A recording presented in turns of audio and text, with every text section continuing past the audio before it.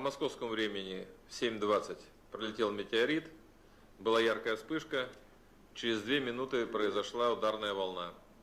Значит, когда была яркая вспышка, большое количество населения подошло к окнам смотреть, что это произошло. Ну и в этот момент была ударная волна, поэтому большое количество порезанных. В целом у нас где-то 1450 людей, которые получили травмы легкой степени. Из них 311 детей, всего было госпитализировано 58 человек, в том числе 13 детей. Сейчас в больницах находится 46 человек, в том числе 3 ребенка. Значит, 11 числа госпитализированных в тяжелом состоянии, 21 в состоянии средней степени тяжести. Погибших нет. Значит, эвакуация населения не проводилась, радиационный фон в норме.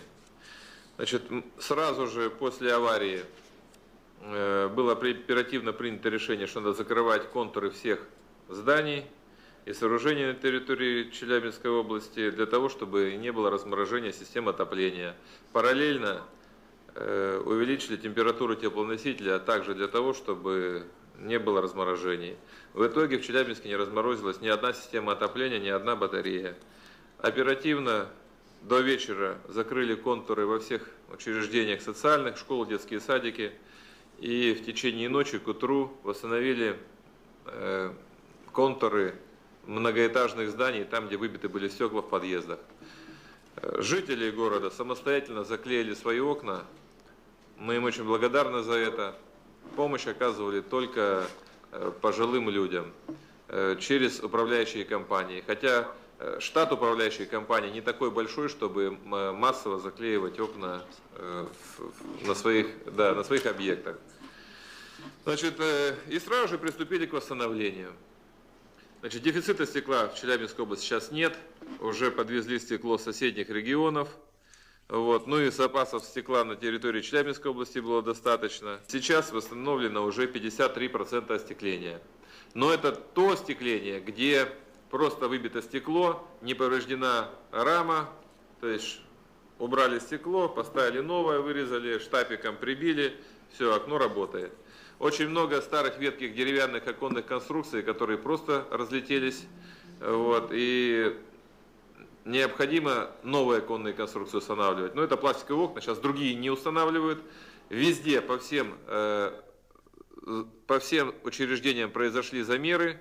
И сейчас фирмы, которые занимаются пластиковыми окнами, при том, что подключились предприятия с Магнитогорска, с Екатеринбурга, с Тюмени, ну прежде всего это челябинские предприятия, начинают устанавливать. В течение недели практически все обычные окна будут установлены. Витражи большие, сложные, тоже они в основном устанавливались в городе, которые разбились в 70-х, 60-х годах. Там другие оконные конструкции ограждающие. У нас в Челябинске есть завод современного стекла в Ленинском районе, который такими конструкциями занимается. Тоже замеры произведены, договора сейчас заключаются. Думаю, в течение месяца большие витражи у спортивных сооружений будут восстановлены. Несколько зданий повреждено именно несущие конструкции, но больше всех Ледовый дворец «Уральская молния». Это дворец конькобежного спорта. Значит, 2 фермы скручены, это несущие конструкции, 2 балки упали на лед. Никого не задело, хотя в этот момент дети тренировались. И повреждены стены, ограждающие конструкции. Южная стена практически полностью выбита. Из профнастила были стены, из сэндвича. Запад и восток у нас сильно поврежден, там надо браковать листы. И северная сторона осталась целой. Ну вот такая ситуация. Ледовый дворец «Трактор» хоккейный, значит, он обследован полностью в рабочем состоянии, за исключением нескольких помещений, которые закрыты, там необходим небольшой ремонт, тоже в течение недели будет устранен. Во время ударной волны было остановлено несколько котельных, и ГРС сработала аварийная система. Все было успешно перезапущено в течение часа. Ну так что все работает нормально. Да, говорили, что были большие помехи в сотовой связи. СМС ходили хорошо. Видимо, после ударной волны люди между собой связывались, и связь была в течение часа просто перегружена. Обычный телефон проводной работал идеально. Последствия экономические действительно есть.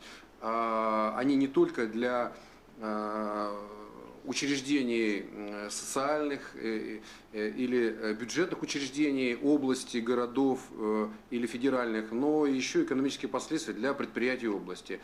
Ничего такого существенного, серьезного не произошло, но объем повреждений окон он очень большой. Есть предприятия, на которых до 50% остекления в производственных цехах повреждено. И, конечно, здесь немножко больше времени потребуется для восстановления теплового контура. Хотелось бы еще сказать, что в день, когда все это произошло, люди были отпущены с предприятий. Фактически предприятия города Челябинска, многие из них в первую смену не работали. Вот.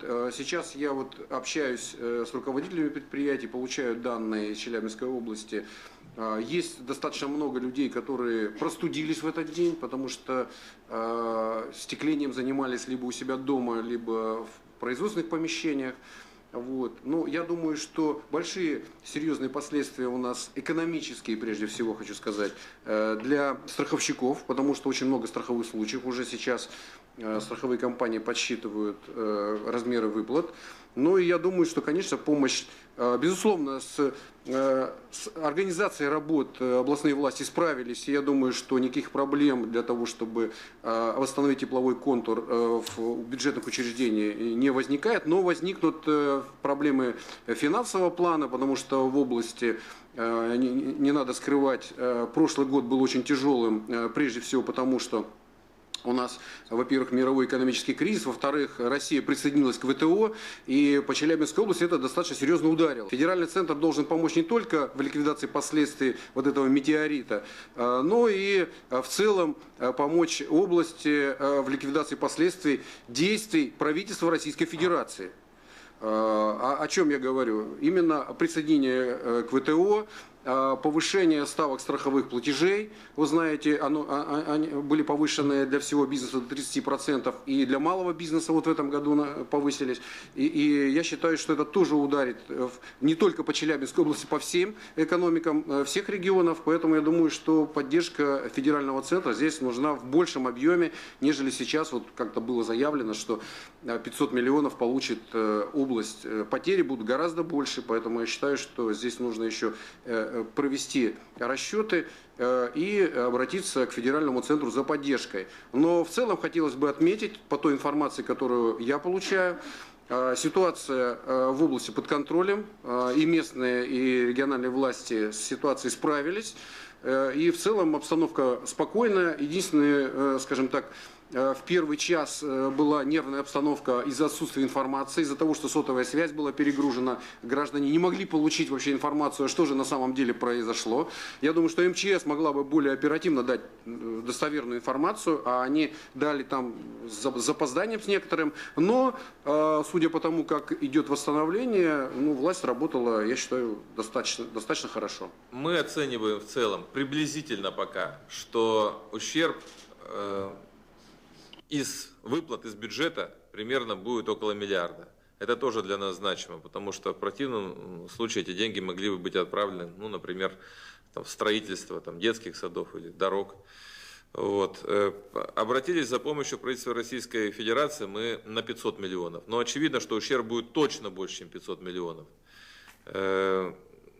И этот ущерб, который я вам озвучиваю, совершенно не учитывает частный сектор. То есть коммерческий сектор экономики. На многих заводах, в частности, трубопрокатный завод, металлургические заводы, крупные цеха, особенно где старые оконные рамы, такие большие оконные блоки, где фонари, там практически полностью стекло выбито. Ну и много пострадало, естественно, магазинов, кафе, ресторанов.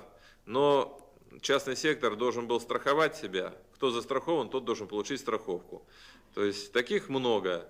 И, естественно, незапланированные убытки, они уменьшат налог на прибыль, соответственно, меньше налога на прибыль попадет в областной бюджет. Но на темпах роста экономики это скажется, никак, я думаю, не скажется. Или это будет тысячная доля процента. Последствия этого катаклизма космического масштаба, они достаточно серьезные. И главное, что произошло, это то, что руководство региона в кратчайшие сроки, буквально в первые часы, сразу же начало процесс ликвидации этих последствий. И как по мнению, сказал министр чрезвычайной ситуации Владимир Пучков, что руководство Челябинской области справилось с ситуацией, ситуация вошла в нормальный график, никаких проблем ни с теплоснабжением, ни с энергоснабжением, ни с медицинским обслуживанием населения не возникло.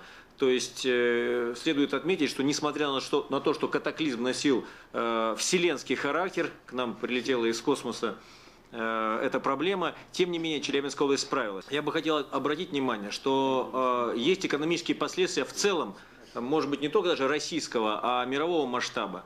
Я уже на протяжении нескольких дней постоянно участвую в различного рода пресс-конференциях, совещаниях с участием ученых, с участием руководителей ведомств. И правительство Российской Федерации, и мировое сообщество после этого случая обратило особое внимание на астероидную опасность, на необходимость разработки системы мер по защите планеты Земля, в целом планеты Земля, от опасностей, которые таит космические объекты, которые могут так сказать, оказать воздействие. Поэтому я думаю, что последствием будет еще и увеличение вложений в науку, увеличение вложений в различного рода технические средства, которые могут позволить заблаговременно предупреждать такие события, технические средства, которые позволят воздействовать на астероиды, кометы, метеориты для того, чтобы они не долетали до Земли. И наши специалисты, и специалисты международных сообществ ученых считают, что такие случаи могут повторяться. Другое дело, что хочу отметить, что Челябинск теперь самое безопасное место на Земле, потому что в одну воронку снаряд 2 раза не попадает. Поэтому я думаю, что мы имеем позитивный эффект того, что жители Челябинска могут быть спокойны, в ближайшие сотни лет такого не произойдет.